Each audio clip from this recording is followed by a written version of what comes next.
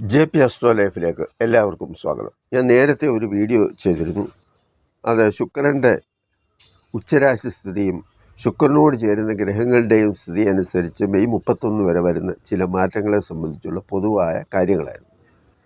അതിനുശേഷം ഘട്ടം ഘട്ടമായിട്ട് ഓരോ രാശിക്കാരുടെയും ഫലം പറയാം എന്ന് ഞാൻ പറഞ്ഞിരുന്നു. അതനുസരിച്ച് കുംഭമാസത്തിലെ ഫലം എങ്ങനെയായിരിക്കും എന്നുള്ളത് മിഥുനം കർക്കിടകം ലഗ്നക്കാർക്കും അല്ലെങ്കിൽ മിഥുനം കർക്കിടകം രാശിക്കാർക്കും എങ്ങനെയായിരിക്കാം എന്നതിനെ സംബന്ധിച്ചുള്ള കാര്യങ്ങളാണ് നിങ്ങളുമായി പങ്കുവയ്ക്കുക. ആദ്യമായിട്ട് മിഥുനൻ രാശിയെക്കുറിച്ച് പറയാം. മിഥുനൻ രാശി എന്ന് പറയുമ്പോൾ മകയിരം 3-4 പാദങ്ങൾ, തിരുവാതിര, പുണർദത്തിൻ്റെ 1-2-3 പാദങ്ങളിൽ ചേരുന്നതാണ് മിഥുനൻ രാശിക്കൂടെ. ബുധൻ കുംഭം മീനൻ രാശിയിലാണ് സഞ്ചരിക്കുന്നത്. ശുക്രൻ ഉച്ചരാശിയിൽ മീനത്തിൽ നിൽക്കുന്നു. ചൊവ്വ വക്രഗതിയിൽ മിഥുനത്തിൽ വരുന്നതും ഫെബ്രുവരി 17, മാർച്ച് 10, മാർച്ച് 12 ഈ 3 ദിവസങ്ങളിൽ ബുധനും ശുക്രനും, ശനിയും ശുക്രനും, ബുധനും ശനിയും ഇങ്ങനെ 3 ഘട്ടങ്ങളിലായിട്ട് ഈ 2 ഗ്രഹങ്ങൾ വീതം ഗ്രഹയുദ്ധത്തിൽ വരുന്നതും കുംഭമാസത്തിലാണ്. അതിനാൽ പല മാറ്റങ്ങളും ഈ മാസം ഉണ്ടാകാം എന്നതാണ് ആദ്യമായിട്ട് തന്നെ സൂചിപ്പിക്കുന്ന കാര്യം. ഈ മാസം അവിചാരിതമായി ചിലവ് വർദ്ധിക്കാം. വരുമാനത്തിൽ ഒരുപാട് വർധനമൊന്നും ഉണ്ടാകണമെന്ന് ഇല്ല. മറ്റുള്ളവർക്ക് നന്മ വരണമെന്നും കഷ്ടപ്പാട് മാറട്ടെ എന്നുമൊക്കെ വിചാരിച്ച് ചെയ്യുന്ന നല്ല പ്രവർത്തികൾ അങ്ങനെയൊക്കെ ചെയ്താലും അതിന് തക്ക അംഗീകാരമോ അതിന് തക്ക ഒരു മനോഭാവമോ മറ്റുള്ളവർക്ക് ഉണ്ടായി എന്നൊന്നും വരത്തില്ല. 6ാം ഭാവാധിപത്യമുള്ള ചൊവ്വ വക്രഗതി ആയാലും അതിന് തക്ക ഗുണമൊന്നും ലഭിക്കാനുള്ള സാധ്യതയില്ല. കാരണം ഈശ്വര വിചാരത്തോടു കൂടി ജീവിക്കുന്നവരെ സംബന്ധിച്ചിടത്തോളം അപകട സാധ്യതയിൽ നിന്നൊക്കെ ചിലപ്പോൾ രക്ഷപ്പെടാം. കാരണം ചൊവ്വ മിഥുനൻ രാശിയിൽ നിൽക്കുമ്പോൾ അത് പുണർദ നക്ഷത്രത്തിലാണ് നിൽക്കുന്നത് എന്നതുകൊണ്ട് തന്നെ ആ നക്ഷത്രക്കാർ ശ്രദ്ധിക്കുക എന്ന് മാത്രമാണ് ഇപ്പോൾ പ്രത്യേകിച്ച് പറയാനുള്ളത്. അത് ഏതാണ്ട് ഇടവമാസം വരെയൊക്കെ ഈ പുണർദ നക്ഷത്രത്തിൽ സഞ്ചരിക്കുന്നുമുണ്ട്. അതുപോലെ ഈ മിഥുനത്തിലെ ചൊവ്വ എന്ന് പറയുന്നത് കഴുത്ത്, കയ്യ്, തോള് ഇങ്ങനെയൊക്കെയുള്ള ഭാഗങ്ങളിലൊക്കെ വേദനയോ എന്തെങ്കിലുമൊക്കെ ചെറിയ പ്രശ്നങ്ങളോ അതുപോലെ കാലിന് ചെറിയ പ്രശ്നങ്ങളോ ഒക്കെ വരാനുള്ള സാധ്യതകളും ഉണ്ട്. അതാണ് ആരോഗ്യ സംബന്ധമായിട്ട് പ്രധാനമായിട്ടും പറയാനുള്ളത്. ജന്മാധിപനായ ബുധൻ ഫെബ്രുവരി 27 വരെ കുംഭത്തിലും അതിനുശേഷം നീചരാശിയായ മീനത്തിലും വരുന്നത് ജന്മരാശാധിപൻ എന്ന നിലയിൽ 9-ൽ വരുന്ന കുംഭൻ രാശിയിലെ ബുധൻ വിദ്യാഭ്യാസപരമായ പുരോഗതിയും സാമ്പത്തിക ലാഭവും തൊഴിൽ രംഗത്ത് പുരോഗതിയുമൊക്കെ പ്രതീക്ഷിക്കാവുന്ന ഒരു കാര്യമാണ്. എന്നാൽ പിതാവിനോ പിതൃസ്ഥാനീയരായവർക്കോ അത്ര നല്ല സമയമല്ല. അതുപോലെ സർക്കാർ സംബന്ധമായ കാര്യങ്ങളിലും മെച്ചമുണ്ടാകാനുള്ള സാധ്യത കുറവാണ്. സർക്കാർ തലത്തിൽ ജോലി ചെയ്യുന്നവർ പ്രമോഷൻ ആഗ്രഹിച്ചാലും ചിലപ്പോൾ കാലതാമസമൊക്കെ വരാം. അതുപോലെ പ്രമോഷൻ ടെസ്റ്റ് കഴിഞ്ഞവർക്കും അതിൻ്റെ മെച്ചം ഉണ്ടാകാൻ കാലതാമസം നേരിടാം എന്നതാണ്. അതായത് വിചാരിക്കുന്നത് പോലെയുള്ള കാര്യങ്ങളൊന്നും ആ സമയത്ത് നടക്കാനുള്ള സാധ്യത വളരെ കുറവാണ്. ആരോഗ്യ സംബന്ധമായി ഈ മാസം ചില വിഷയങ്ങളൊക്കെ വരാം. അതാണ് ഞാൻ നേരത്തെ സൂചിപ്പിച്ചത്. ഫെബ്രുവരി 27-ന് ശേഷം ബുധൻ നീചരാശിയായ മീനത്തിൽ ആയതുകൊണ്ട് തന്നെ യാത്രാക്ലേശം, വീട്, വാഹനം എന്നിവയുമായി ബന്ധപ്പെട്ട ചില കാര്യങ്ങളിൽ ബന്ധുക്കളും സുഹൃത്തുക്കളും ഒപ്പം നിന്നവരൊക്കെ മാറി ചിന്തിക്കാനും അതുപോലെ തൊഴിലിൽ ചില അപാകതകളൊക്കെ വരാനുള്ള സാധ്യതയും ഉണ്ട്. ബുദ്ധിമോശം കൊണ്ടും അമിത വിശ്വാസം മൂലവും ഉണ്ടാകാവുന്ന ചില പ്രശ്നങ്ങളും നിങ്ങൾ സൂക്ഷിക്കേണ്ടിയിരിക്കുന്നു എന്നതാണ് എടുത്തു പറയേണ്ട കാര്യം. മറ്റൊരു തരത്തിൽ 10-ലെ ശുക്രനെ സംബന്ധിച്ച് പറയുമ്പോൾ തൊഴിൽ രംഗത്ത് ചില മുന്നറിയിപ്പുകളും അഭിപ്രായ വ്യത്യാസങ്ങളുമൊക്കെ ഉണ്ടാകാനുള്ള സാധ്യതയുണ്ട്. എന്നാലും സാമ്പത്തികമായി വലിയ കുറവൊന്നും വരത്തില്ല. കാരണം ഉച്ചരാശിയിലായതുകൊണ്ട് സാധാരണ പോലെയൊക്കെ കാര്യങ്ങൾ നടക്കും. വിചാരിക്കുന്ന പല കാര്യങ്ങൾക്കും തടസ്സം വരുന്ന ഒരു സാഹചര്യം ഉണ്ടാകും എന്നതാണ് പ്രധാനം. 7-8 ഭാവത്തിൽ വരുന്ന ചൊവ്വയുടെ ദൃഷ്ടി പങ്കാളിയുമായുള്ള ബന്ധത്തിൽ ചില പ്രയാസങ്ങളും യാത്രാ ദുരിതങ്ങളുമൊക്കെ ഉണ്ടാകാനുള്ള സാധ്യതയുണ്ട്. പ്രത്യേകിച്ച് പുണർദ നക്ഷത്രക്കാർ വളരെ ഒന്നുകൂടി ശ്രദ്ധിക്കേണ്ട ഒരു കാലഘട്ടം കൂടിയാണ്. ഉന്നതരായ വ്യക്തികളുമായുള്ള ബന്ധവും ഈ മാസം ഉണ്ടാകും. അതുപോലെ മൂത്ത സഹോദരങ്ങളുമായിട്ട് ചില ഭിന്നതയോ അഭിപ്രായ വ്യത്യാസമോ ശത്രുതയോ ഒക്കെ ഉണ്ടാകാനുള്ള സാധ്യതയൊക്കെ വരാം. 10 ഉച്ചരാശിയിൽ നിൽക്കുന്ന ശുക്രന് നീചരാശിയിലെ ബുധയോഗവും രാഹുവിൻ്റെ സ്ഥിതിയും ഭൗതിക സുഖ സൗകര്യങ്ങളിൽ ചില മാറ്റങ്ങൾ ഉണ്ടാക്കാനുള്ള പ്രവണതയെ സൂചിപ്പിക്കുന്നുണ്ട്. ബന്ധുക്കൾ ചിലർ, അതായത് കൂടെ നിന്നവർ, ചില അപവാദവും പ്രയാസവും ഒക്കെ ഉണ്ടാക്കാനൊക്കെ ശ്രമിക്കും. കർമാധിപനായ വ്യാഴത്തിന് കേന്ദ്ര ആധിപത്യം ഉള്ളതുകൊണ്ട് ആ ദോഷം 12ാം ഭാവമായതുകൊണ്ട് ദോഷത്തിന് ചില കുറവുകളൊക്കെ വരും. എങ്കിലും അത് കർമാധിപൻ എന്ന നിലയിൽ ഒരുപാട് മെച്ചമൊന്നും ഉണ്ടാക്കി തരികയുമില്ല. ഭാഗ്യാധിപൻ ഭാഗ്യസ്ഥാനത്ത് നിൽക്കുന്നത് എല്ലാ പ്രശ്നങ്ങൾക്കും ഒരു ശുഭാപ്തി വിശ്വാസം ഉണ്ടാക്കാൻ നമുക്ക് പ്രേരണ നൽകും. പ്രശ്നങ്ങൾക്കൊരു പരിഹാരം ഉണ്ടാക്കാനും ഈശ്വരാധീനത്താൽ കാര്യങ്ങൾ നന്നായി പോകുമെന്ന് ചിന്തിക്കാനുമൊക്കെ കഴിയും. അതിൻ്റെ കാരണം ഭാഗ്യസ്ഥാനത്ത് നിപണയോഗമുണ്ട് എന്നതാണ്. എന്നാൽ ശനി കൂടി ചേർന്നത് കൊണ്ട് ഉണ്ടാകുന്ന ചില മാറ്റങ്ങൾ അത് മറ്റൊരു തലത്തിലേക്ക് മാറാം. അതായത് ഇത്രയും പറയാൻ കാര്യം, ഈ കുംഭമാസം ആദ്യ പകുതി വരെ ഉള്ള അനുഭവമായിരിക്കത്തില്ല 2ാം പകുതിയിലേക്ക് വരുമ്പോൾ. ആദ്യ പകുതിയിൽ നമുക്ക് ചില ഗുണങ്ങളും ചില സവിശേഷതകളും പ്രത്യേകമായ ചില ആനുകൂല്യങ്ങളും ലാഭവും ഒക്കെ ഉണ്ടാകുമ്പോൾ 2ാം പകുതിയിൽ ചില ദോഷങ്ങളും ഈ മാസത്തിലൊക്കെ നമുക്ക് കാണാൻ സാധിക്കും എന്നതാണ്. അതുപോലെ ഗ്രഹയുദ്ധത്തിൽ ഫെബ്രുവരി 17 ശുക്രനാണ് ജയിക്കുന്നത്. മാർച്ച് 10 ബുധ ശുക്രന്മാരുടെ യുദ്ധത്തിൽ ശുക്രൻ ജയിക്കും.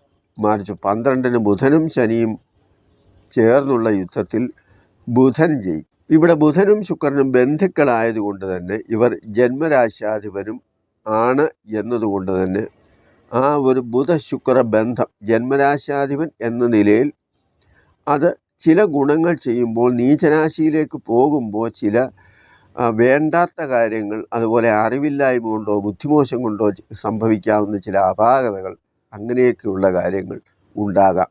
എങ്കിലും ശുക്രനും ബുധനും, ജന്മരാശാധിപനായ ബുധനും അതുപോലെ തന്നെ ഉച്ചരാശിയിലെ ശുക്രനും നമുക്ക് എന്തെങ്കിലുമൊക്കെ കുറച്ച് ഗുണം ചെയ്യും എന്ന് തന്നെ നമുക്ക് പ്രതീക്ഷിക്കേണ്ടി വരും. ഇനി കർക്കിടകൻ രാശിയിലേക്ക് പോകുമ്പോൾ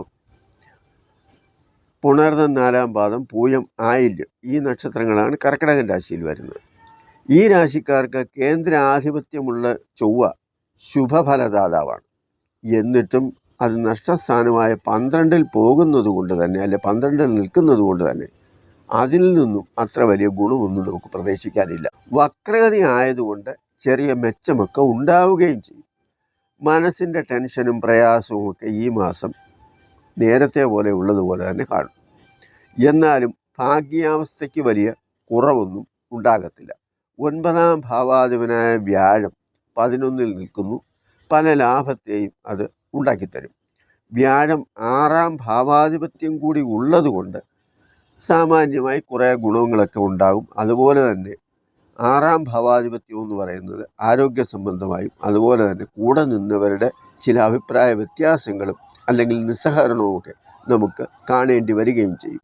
ദാമ്പത്യ സുഖം, ധനലാഭം, സന്താന സൗഭാഗ്യം, ഈശ്വരാധീനം മൂലം പലതും ലഭിക്കുമെങ്കിലും 6ാം ഭാവാധിപത്യം കൂടി വ്യാഴത്തിന് വന്നതുകൊണ്ട് എന്തൊക്കെ ഉണ്ടായാലും ചില മാനസിക സുഖക്കുറവും അതുപോലെ തന്നെ ആരോഗ്യ സംബന്ധമായ ചില വിഷയങ്ങളും ചില സന്ദർഭങ്ങളിലൊക്കെ എന്തെങ്കിലുമൊക്കെ തിരിച്ചടികളുമൊക്കെ ഉണ്ടാകാനുള്ള സാധ്യതകൾ വരും. വീട്ടിലെ ജീവിതം സുഖകരവും സന്തോഷകരവുമായ ശുക്രൻ ഭാഗ്യസ്ഥാനത്ത് ഉച്ചരാശിയിലായതുകൊണ്ട് തന്നെ ഭൗതിക സുഖത്തിന് വലിയ കുറവൊന്നുമില്ലാതെ നല്ല വീടും വസ്ത്രങ്ങളും ആഭരണങ്ങളും വീട്ടുപകരണങ്ങളും കളത്രസുഖവും പ്രണയവും അങ്ങനെയുള്ള ശുക്രൻ പറയുന്ന കാര്യങ്ങളിലൊക്കെ തന്നെയുള്ള ഗുണഫലങ്ങൾ ലഭിക്കുമെങ്കിലും സന്തോഷം അനുഭവിക്കാനുള്ള സാഹചര്യം പലപ്പോഴും കുറയുന്നതായിട്ടും കാണാം. എന്നാൽ ചില ബന്ധുക്കളും സുഹൃത്തുക്കളും കൂടെ നിന്നവരെ ഫെബ്രുവരി 27 മുതൽ വലിയ അടുപ്പമൊന്നും കാണിക്കാതെ മാറി നിൽക്കാനുള്ള സാധ്യതയുമുണ്ട്. അതുപോലെ വിദ്യാഭ്യാസ സംബന്ധമായ കാര്യങ്ങൾ, കാരണം ബുധനാണ്, അത് സന്താനങ്ങളെയും അല്ലെങ്കിൽ സുഹൃത്തുക്കളെയും യുവജനങ്ങളെയും വിദ്യാർത്ഥികളെയും ബന്ധുക്കളെയും ഒക്കെ സൂചിപ്പിക്കും. അപ്പോൾ വിദ്യാഭ്യാസം, പഠനം, ജോലി ഇങ്ങനെയൊക്കെ ചിന്തിക്കുന്നവരെ സംബന്ധിച്ച് ഫെബ്രുവരി 27 മുതൽ അത്ര നല്ല സമയമൊന്നും അല്ല എന്നുള്ളതാണ് പ്രത്യേകിച്ച് നമ്മൾ മനസ്സിലാക്കേണ്ട കാര്യം. അതുപോലെ ബുദ്ധിമോശം കൊണ്ട് സംഭവിക്കാവുന്ന ചില കാര്യങ്ങൾ. കാരണം ബുധൻ നീചരാശി ആയതുകൊണ്ട് അറിവില്ലായ്മ കൊണ്ടും അബദ്ധം കൊണ്ടുമൊക്കെ പല കാര്യങ്ങളും കുഴപ്പങ്ങളിലും ചെന്ന് ചാടാം. സാമ്പത്തികമായിട്ട് ചില ബുദ്ധിമുട്ടുകളൊക്കെ ഉണ്ടാകാം. അതുപോലെ വരവിനനുസരിച്ച് ചിലവ് ചെയ്യുന്നതിൽ പരാജയപ്പെടാം. ഉദ്ദേശിച്ച് നടത്തിയ പല കാര്യങ്ങളും വലിയ ഫലം കാണാതെ വരാം. ബുധൻ്റെ അഷ്ടമസ്ഥിതിയും ചില മുന്നറിയിപ്പുകളും അഭിപ്രായ വ്യത്യാസവുമൊക്കെ ഉണ്ടായാലും സാമ്പത്തികമായി അത്ര വലിയ കുറവൊന്നും വരത്തില്ല. സാധാരണ പോലെയൊക്കെ ആയിരിക്കും. വിചാരിക്കുന്ന പല കാര്യങ്ങൾക്കും തടസ്സം വരുന്ന സാഹചര്യം ഉണ്ടാകുമ്പോഴും 7-8 ഭാവങ്ങളിൽ വരുന്ന ചൊവ്വയുടെ ദൃഷ്ടി പല കാര്യത്തിലും പ്രയാസങ്ങളുണ്ടാകും. യാത്രാ ദുരിതങ്ങളും അതുപോലെയുള്ള ചില കാര്യങ്ങൾ, സഹോദരങ്ങളുമായിട്ട് ചില പ്രശ്നം, അതുപോലെ സാമ്പത്തികവും ഭൂമി സംബന്ധവുമായ കാര്യങ്ങളിലൊക്കെ ചില വിഷമതകൾ ഇങ്ങനെയൊക്കെ ഉണ്ടാകാം. പ്രത്യേകിച്ച് പുണർന്ന നക്ഷത്രക്കാർ അത് അവർക്ക് കൂടുതൽ അനുഭവപ്പെടും. കാരണം ചൊവ്വ പുണർന്ന നക്ഷത്രത്തിലാണ് നിൽക്കുന്നത്. അതുകൊണ്ട് ഉന്നതരായ വ്യക്തികളുമായുള്ള ബന്ധവും ഈ മാസം ഉണ്ടാകും. അതുപോലെ മൂത്ത സഹോദരങ്ങളുമായി ചില ഭിന്നതയും. സാമ്പത്തികമായി ചില ബുദ്ധിമുട്ടുകളൊക്കെ വരും. വരവനുസരിച്ച് ചിലവ് ചെയ്യുന്ന കാര്യത്തിൽ പരാജയം വരും. കാരണം ആലോചിക്കാതെ ഒരുപാട് ചിലവുകളൊക്കെ എടുത്തുചാട്ടം മൂലം അല്ലെങ്കിൽ അപ്പോഴുണ്ടാകുന്ന ഒരു ആവേശം മൂലമൊക്കെ ഉണ്ടാകാം. അതുപോലെ ഉദ്ദേശിച്ച് നടത്തിയ പല കാര്യങ്ങളും വലിയ ഫലമൊന്നും കാണാതെ, വലിയ മെച്ചമൊന്നും കാണാത്ത രീതിയിലും ഉണ്ടാകാം.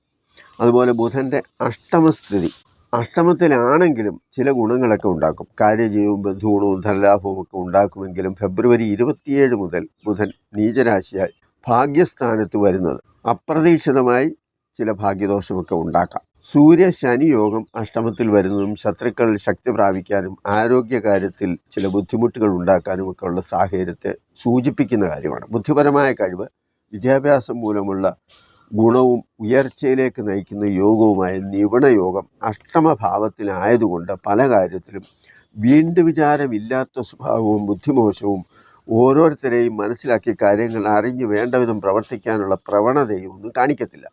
പൊതുവെ ഒരു അലസതയും ഉത്തരവാദിത്വക്കുറവും ഉണ്ടായാലും എവിടെയും മുൻപന്തിയിൽ നിൽക്കണം എന്ന ഒരു ചിന്തയും ചിലരെയൊക്കെ ശത്രുക്കളാക്കും. സ്ത്രീകൾ 2 പക്ഷത്ത് നിൽക്കും. സാഹചര്യം അനുസരിച്ച് അങ്ങോട്ടും ഇങ്ങോട്ടും മാറി നിൽക്കുന്ന ഒരവസ്ഥയും, കുറേ പേർ സഹായിക്കും, കുറേ പേർ മാറി നിൽക്കുകയും ചെയ്യുന്ന ഒരു സാഹചര്യവും. സംസാര രീതി നിയന്ത്രിച്ച് അനാവശ്യ വർത്തമാനങ്ങൾ കുറച്ചാൽ തന്നെ ഒരുപാട് മാറ്റമൊക്കെ ഈ കുംഭമാസത്തിൽ വരാനുള്ള സാധ്യതയുണ്ട്. അതുപോലെ ഒരുപാട് ഗുണങ്ങളും ചില ദോഷങ്ങളും ഈ കുംഭമാസത്തിൽ നമുക്ക് കാണാം. നമ്മുടെ കുറവുകളും പരിമിതികളും സ്വയം മനസ്സിലാക്കി മുന്നോട്ട് പോകാൻ ശ്രമിച്ചാൽ സന്തോഷകരമായി തന്നെ നമുക്ക് ഈ മാസവും തള്ളിവിടാൻ സാധിക്കും എന്നതാണ്. ചില ചിന്താഗതികളും പിടിവാശിയും മാറ്റി ദൈവവിചാരത്തോടെ മുന്നോട്ട് പോവുക. മീനമാസം വരെ പുണർന്ന നക്ഷത്രത്തിൽ ചൊവ്വ നിൽക്കുന്നത് കൊണ്ട് തന്നെ പ്രത്യേകിച്ച് പുണർന്ന നക്ഷത്രക്കാർ ഒന്നുകൂടി ശ്രദ്ധിക്കുകയും സൂക്ഷിക്കുകയും ചെയ്യണമെന്ന് അറിയിച്ചുകൊണ്ട് ഈ വീഡിയോ നിർത്തുന്നു. ഈ വീഡിയോ നിങ്ങൾക്ക് ഇഷ്ടപ്പെട്ടു കാണും എന്ന് ഞാൻ വിചാരിക്കുന്നു. നന്ദി, നമസ്കാരം.